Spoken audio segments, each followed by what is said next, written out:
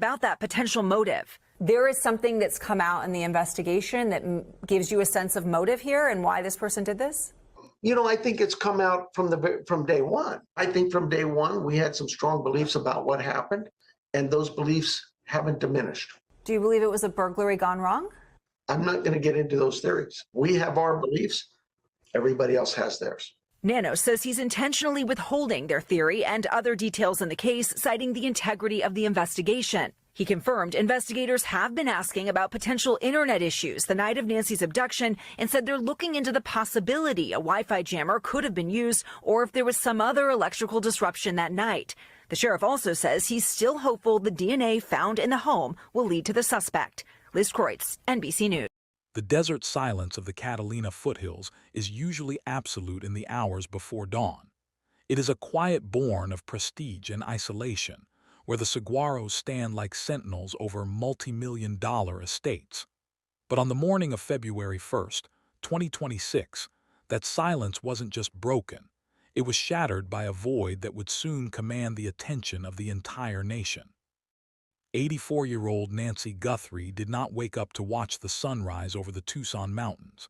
Instead, she vanished into the ink-black shadows of the desert. She left behind her life's vital tethers. Her medication sat undisturbed on the kitchen counter, a silent death sentence for a woman of her age. A side door stood propped open, inviting the dry winter air into a home that should have been a fortress. And then there was the blood, a chilling, deliberate smear on the porch, a crimson signature left behind in the dirt. For over 70 days, America has watched this void grow. We have seen the headlines, the tearful pleas, and the massive reward posters plastered across the Southwest. But tonight, we aren't just looking at the evidence left behind in the sand. We are looking at the evidence left behind in the words of the two people who should be the most aligned, the daughter and the sheriff. One of them is not telling the truth. This isn't a minor slip of the tongue or a footnote in a police report. This is a fundamental, structural contradiction between the two most prominent voices in this investigation. It is a collision of what legal experts call competing realities, a state where the story told by a grieving family and the narrative maintained by law enforcement simply cannot both exist in the same world. On one side, we have Savannah Guthrie, a woman whose face is a staple of American mornings, a co-anchor for NBC's Today Show who has spent her career reporting on the tragedies of others. In her most raw, vulnerable moment, she sat across from her colleague Hoda Kotb and confessed a crushing, soul-deep weight of guilt. Savannah believes her mother was taken because of her. She believes the fame, the wealth, and the massive national target on her back turned her 84-year-old mother into a pawn in a high-stakes game of leverage. On the other side stands Sheriff Chris Nanos, the head of the Pima County Sheriff's Department. He is the man controlling the official flow of information. While Savannah tells the world this was a surgical, targeted strike against a celebrity family, the sheriff stands at a podium and tells the frightened residents of Tucson, "Don't think for a minute that because it happened to the Guthrie family, you're safe."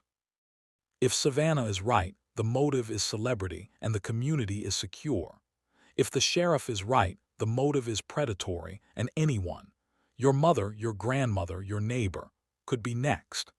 Between these two statements lies a canyon of unanswered questions, and tucked inside that darkness is a motive the sheriff says he knows, but flatly refuses to share.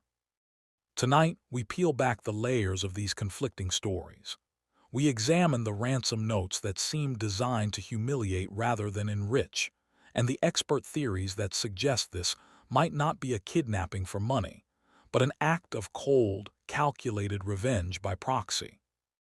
To understand the tragedy, you have to understand Nancy. At 84, she was the quiet heart of a high-profile family. Living in the prestigious Catalina foothills, she was known for her grace and her fierce independence. She wasn't a woman who sought the spotlight, yet she was inextricably linked to it through her daughter. In the world of true crime, we often speak of victimology, the study of why a specific person was targeted. Usually, The answer lies in the victim's own life, their habits, or their enemies. But in this case, the world began to wonder if the victimology of Nancy Guthrie didn't begin in Arizona at all, but rather in a television studio in New York City. Relationships in this family were tight-knit, bound by a shared history of success and a deep protective instinct toward their matriarch. But beneath the surface of this suburban peace, there were red flags that went unnoticed. There were shadows moving in the desert. Someone was watching. Someone knew Nancy's routine. Someone knew exactly when the guards, both literal and metaphorical, would be down. The crime itself was a masterclass in terror. It wasn't a messy break-in. It was a surgical extraction. When the calls started coming in on that February morning, the reality was stark. Nancy was gone. No struggle heard by neighbors. No signs of a forced entry that suggested a panicked amateur. Just an empty house and the lingering scent of a nightmare. As the investigation launched, the first cracks in the narrative began to appear. It wasn't just about who took her, but why they chose her.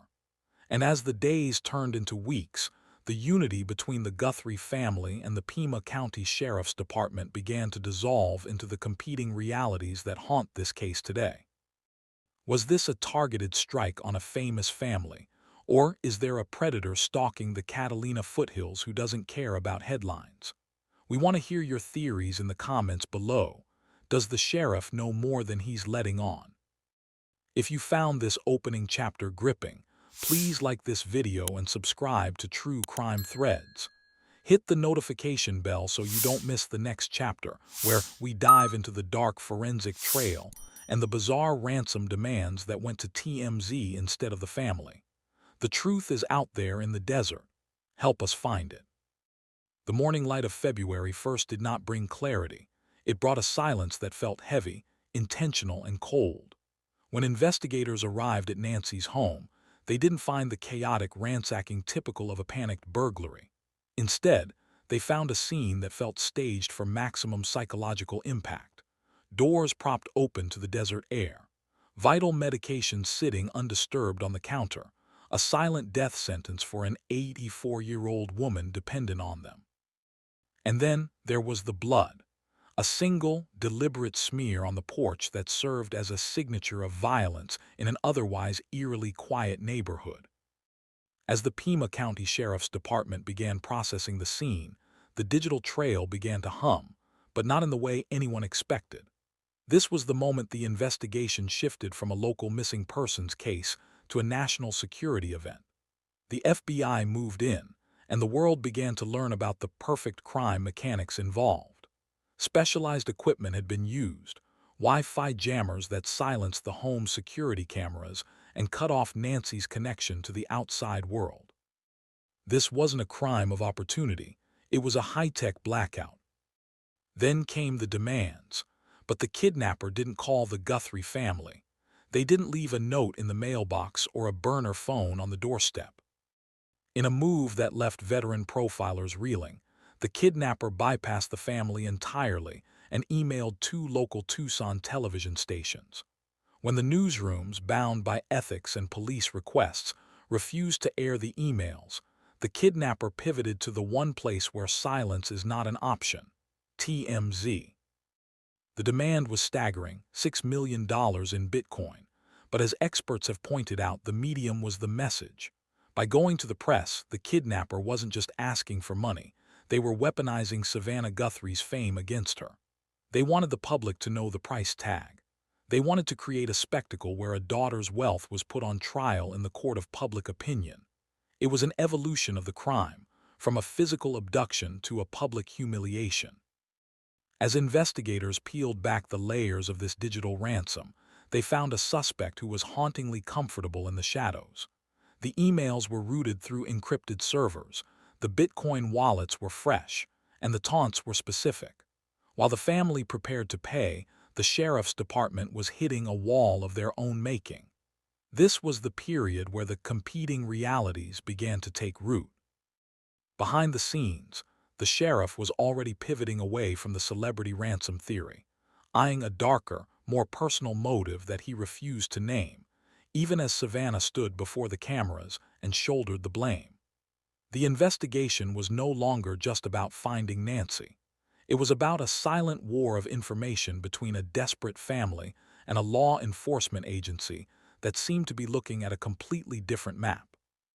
The deeper you look into the silence of the Catalina foothills, the more you realize that the primary weapon used in this crime wasn't just a Wi-Fi jammer or a masked face. It was the weaponization of a daughter's heart. 72 days into the investigation, a haunting picture has begun to emerge from the forensic debris. Investigators didn't just find a missing woman. They found an operation designed to exploit the very thing Savannah Guthrie had spent her life building: her reputation. Former federal investigators and behavioral profilers have spent weeks dissecting the ransom notes the family believes are authentic.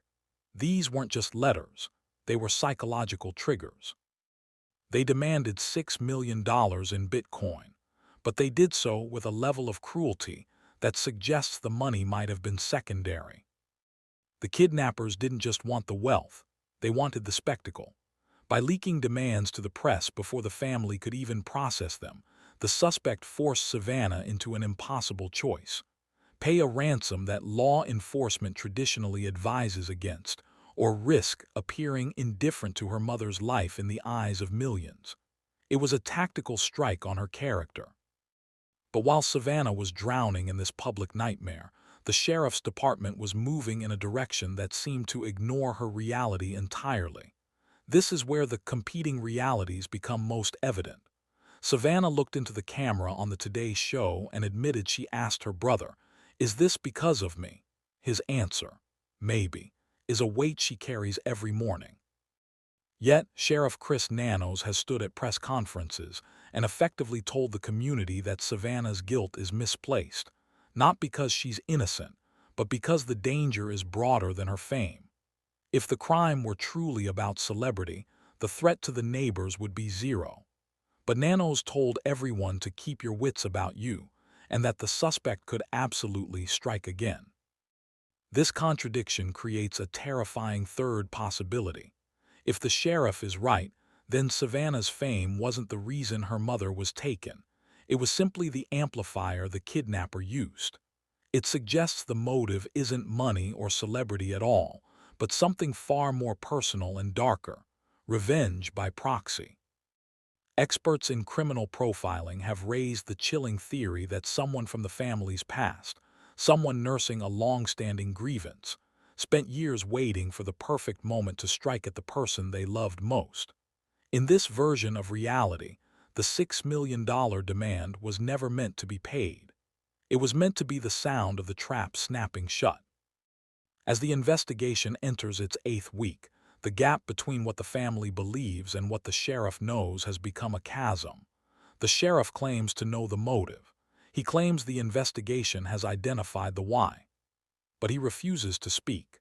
And in that silence, the competing realities continue to fracture, leaving an 84-year-old woman lost in the space between the truth and the narrative. While the public was dissecting the incompatible words of the daughter and the sheriff, a darker reality was being written in the evidence files. This is the moment where the competing realities of the case collide with the physical world, and the results are devastating. The FBI recently released a detail that should have been the breakthrough the nation was waiting for: doorbell camera footage from Nancy's home. It shows a masked, armed man standing on her doorstep in the pre-dawn hours of February 1st. But it's the second revelation that chills the blood. This same man in the same mask was recorded at her doorstep on another night prior to the abduction. This wasn't just a hit, it was a stalking. He had walked those tiles before. He had stood in the silence of her porch, watching, planning, and waiting for the moment the perfect crime could be executed. But as the physical evidence grew, so did the friction within the investigation. The immaculate interior of Nancy's home, not a chair out of place, not a drawer tossed, stood in haunting contrast to the blood found outside. Experts have pointed to this lack of internal struggle as a sign that something went very wrong early on. The blood on the porch wasn't just a sign of an abduction. It was a signature of a plan that may have turned lethal before the suspect even reached his vehicle. This brings us to the most uncomfortable theory of all, the one that sits squarely in the gap between Savannah's celebrity fears and the sheriff's warnings. Investigators have voiced the thought everyone has been afraid to say out loud, that the motive was a kidnapping for ransom, but that Nancy may have died early in the ordeal. If true, it means the 2 ransom notes sent to TMZ weren't just demands, they were instruments of torture. It means the kidnappers knew they were negotiating for a woman who was already gone, and they chose to keep the family in a state of agonizing hope anyway.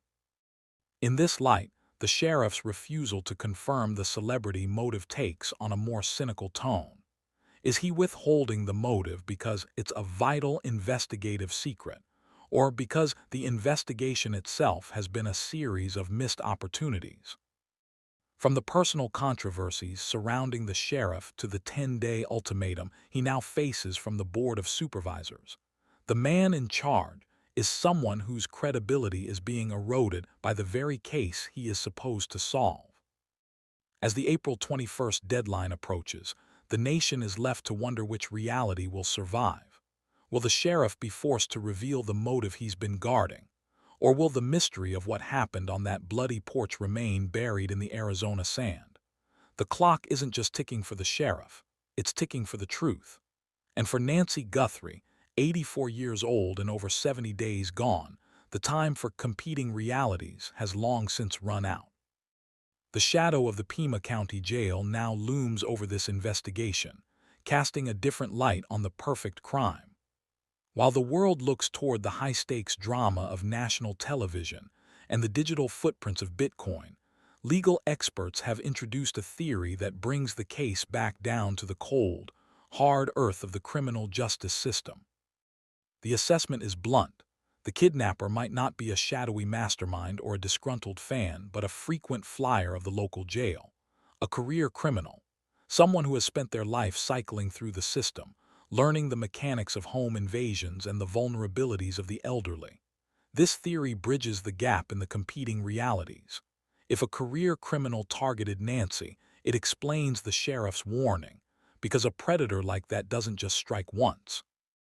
They are a threat to every resident in the Catalina foothills, regardless of who their daughter is. But this theory also exposes the most painful contradiction of all.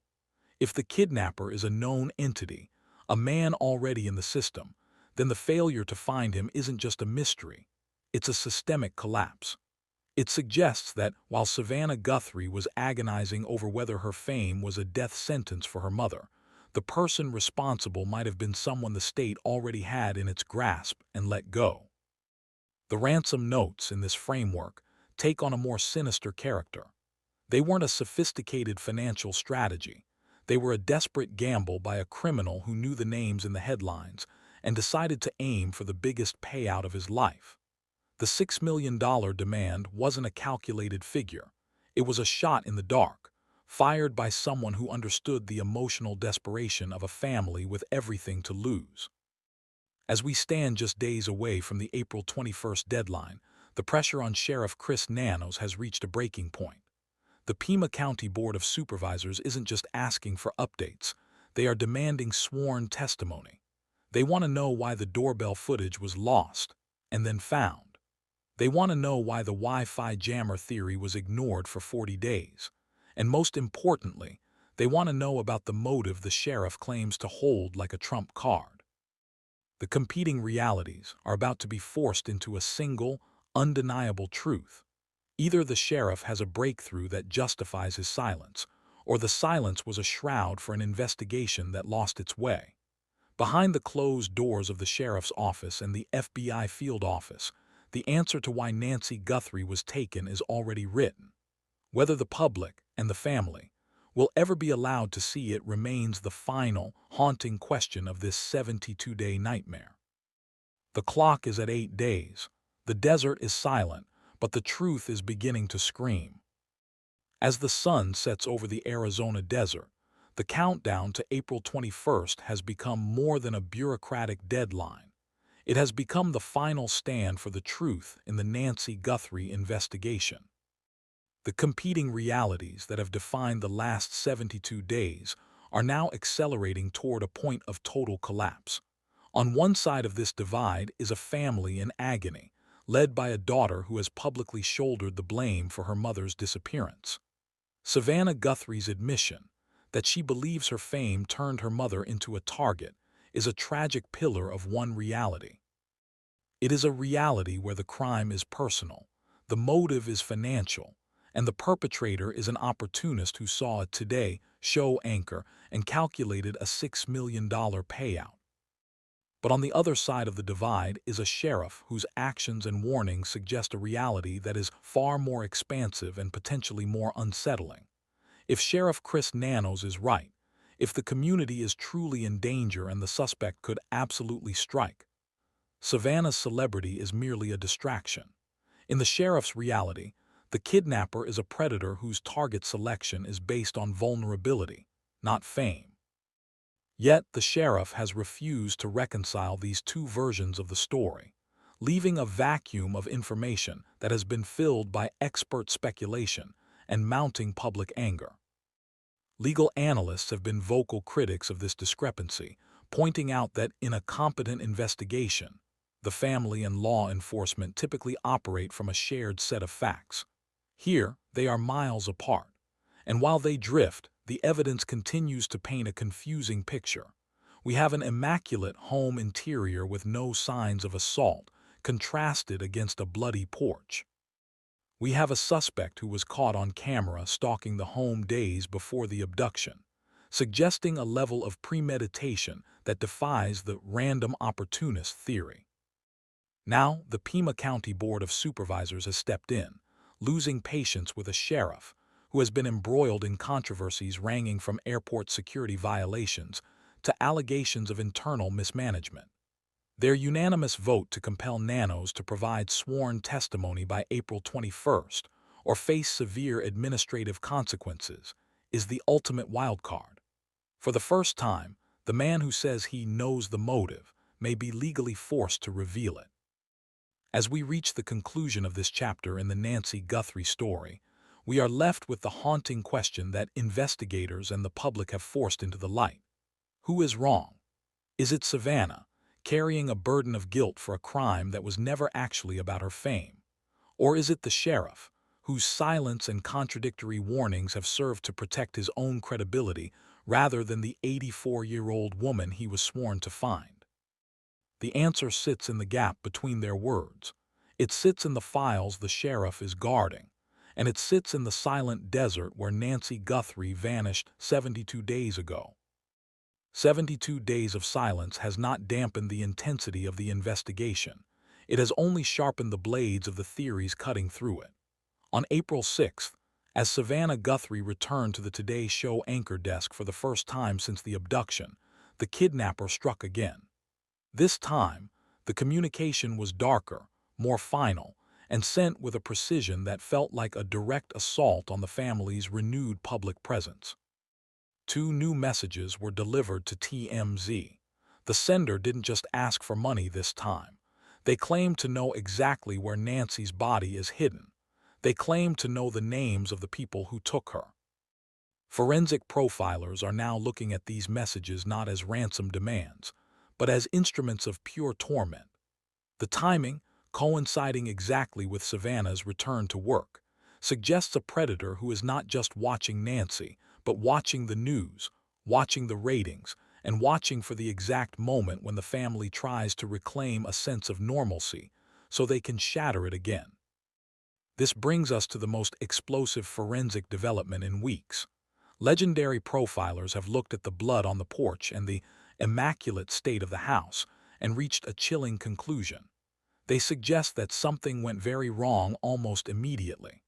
The blood spatter on the front porch indicates that the abduction likely turned into a violent struggle before Nancy was even moved.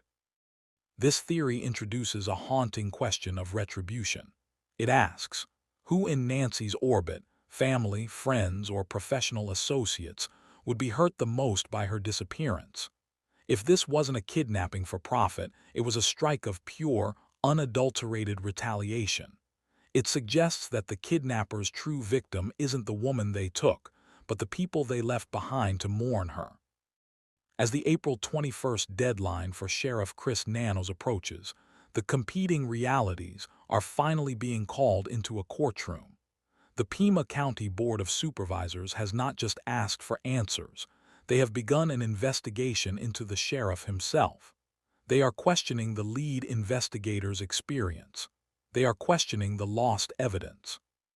And they are questioning why, on day 72, the family is still operating under the belief of a celebrity ransom, while the sheriff's department hints at a different motive that they refuse to name. Nancy Guthrie was last seen at 9:50 p.m. on January 31st, dropped off by her son-in-law after a family dinner. She was a woman who needed her daily medication, a woman who was supposed to be safe in the Catalina foothills. Instead, she has become the center of a storm where DNA, saliva, and encrypted emails are the only remnants of a life stolen. We are only days away from the moment Sheriff Nanos must speak under oath, days until the competing realities are forced to merge into a single truth. The reward stands at $1.2 million. The FBI tip line remains open, but as each hour passes, the question shifts from "Where is Nancy?" to who is truly being protected by the silence.